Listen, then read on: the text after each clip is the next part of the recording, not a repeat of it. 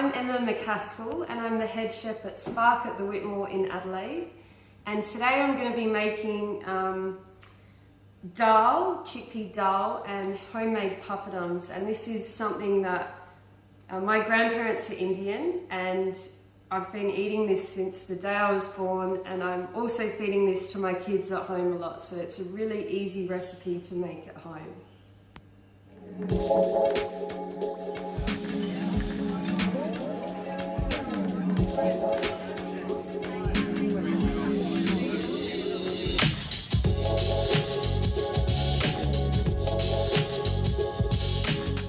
Alright, so in a saucepan we've got butter, so we're gonna just melt that.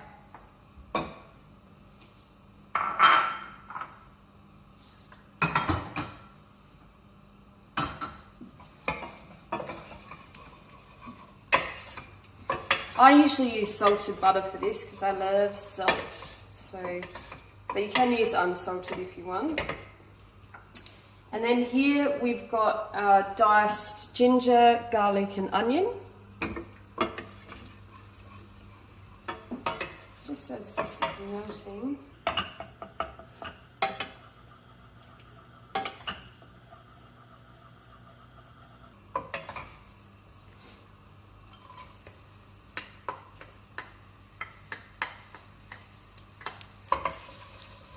Just want to cook it until it becomes translucent.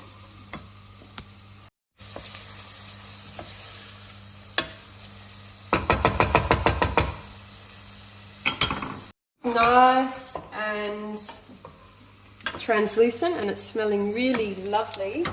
So here we've got ground cumin, ground coriander, and this here is turmeric. So we just want to cook out the spice a little bit.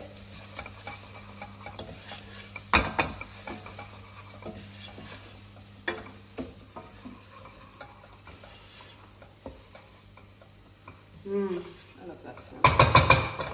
And also chilli and curry leaf. Usually when I've got the kids I probably do like that much chilli, but they're not here, so we can put the chilli in.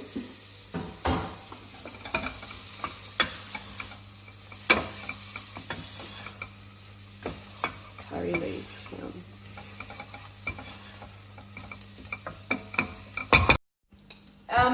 I'm just going to take this off the heat because it's pretty much ready.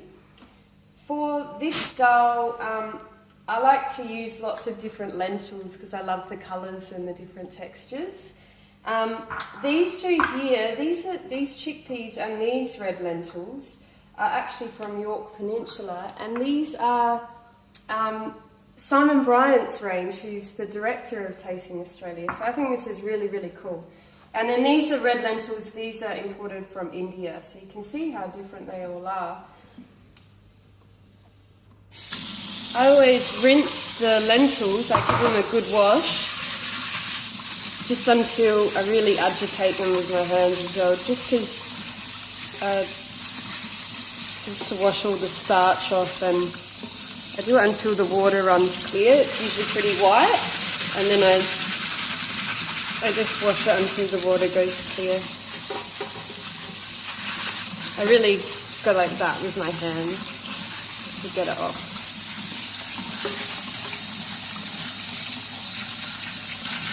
Pop back on after the lentils are washed.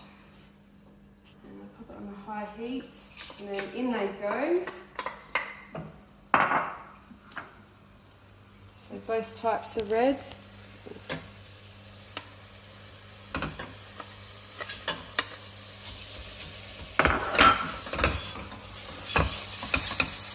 And I actually, this is what my grandma told me, so I don't know if this is how to do it, but this is what she taught me, is you cook out the lentils first before you add any liquid.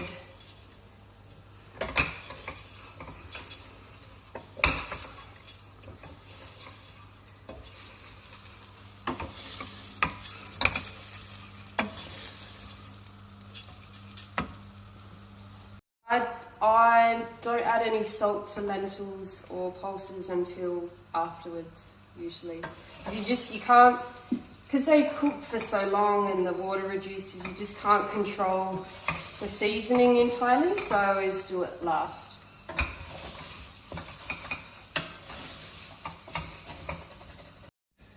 So this here we've got a roast chicken broth. You can use chicken stock or you can use water. I like to use this one comes from Spark. We started since day one, it's a chicken master stock. And I like it because it just adds more flavour. So you want to pop it all in.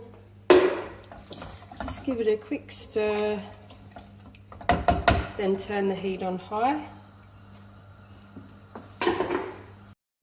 And then chickpeas in, and just let it come up to a boil, and then reduce it to a simmer for about 30 to 40 minutes. Just keep an eye on it and continuously stir it. So this is finished. So I'm going to season it with, I like a lot of salt on the dal. I'm like my grandpa, he had a lot of salt. But what's it similar to? It's similar to porridge, if you could say that. And that's done. So we've got black garam flour. So this is otherwise known as urad flour. But if you can't find this, usually you can get it from an Indian grocer. If you can't find this, just use chickpea flour or atta flour. It can also work. So here we have warm water with salt. I've just done a little well. I'm going to add the warm water in.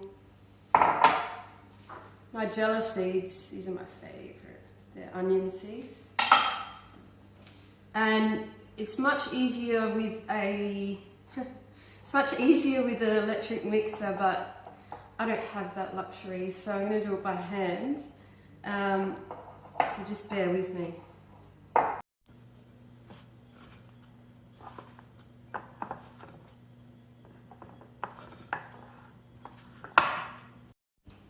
Alright, so this is quite laborious, but I'm just going to knead it. I've still got a bit on my hands, but so I'll use this hand.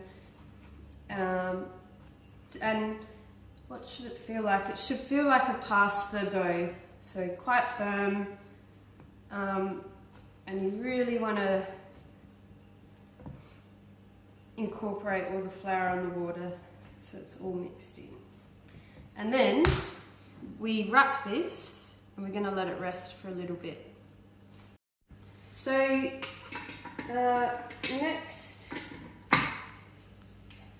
next stage, we have the dough. So I'm just going to unwrap it. It's nice and cold. And I find this easiest to do with a pasta machine, which is something I do have.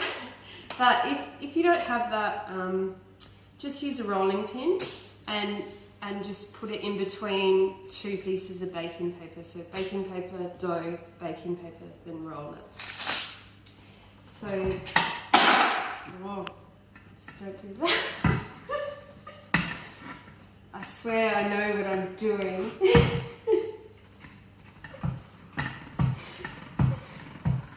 Okay, so let's do that in half so it's not as... This one's a little bit sticky, so if it is sticky, just use more chickpea flour. It will be a little bit sticky. I've also found a better point where the pasta machine doesn't slide off. It is easier to attach it to a table or side of a bench so it doesn't move around. Alright. What have we got here? Yeah.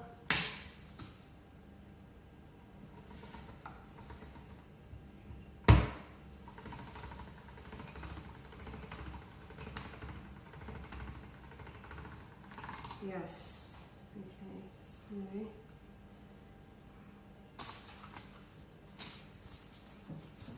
half that. Round 3. So we found a spot where it doesn't move, thank God. Yay! So now we're rolling, literally. So I put it through a few times. I'll probably cut that. Just do a rip.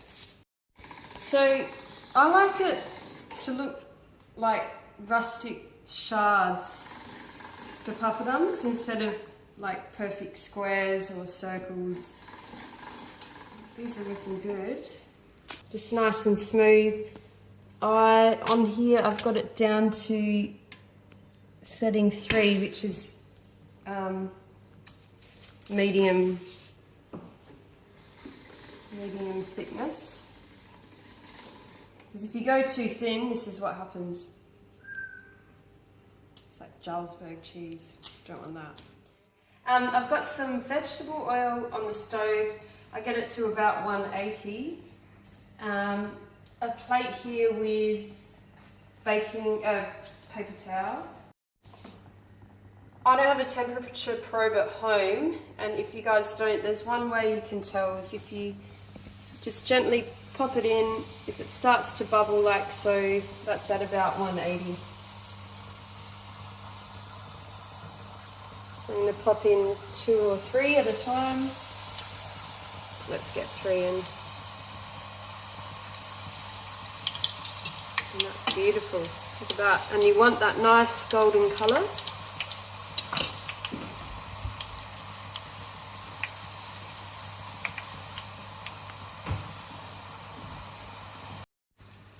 Then as the bubbles start to die down, like this, essentially, see how they're kind of stopping? That means it's ready.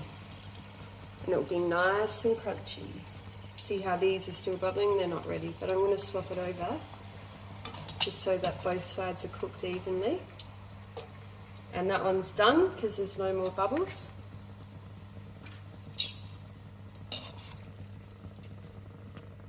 Season it while it's still hot with salt. Alright, now to finish, usually I serve it with rice, but you don't have to.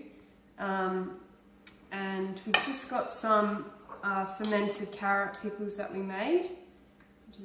I love having pickles with dal or chutney.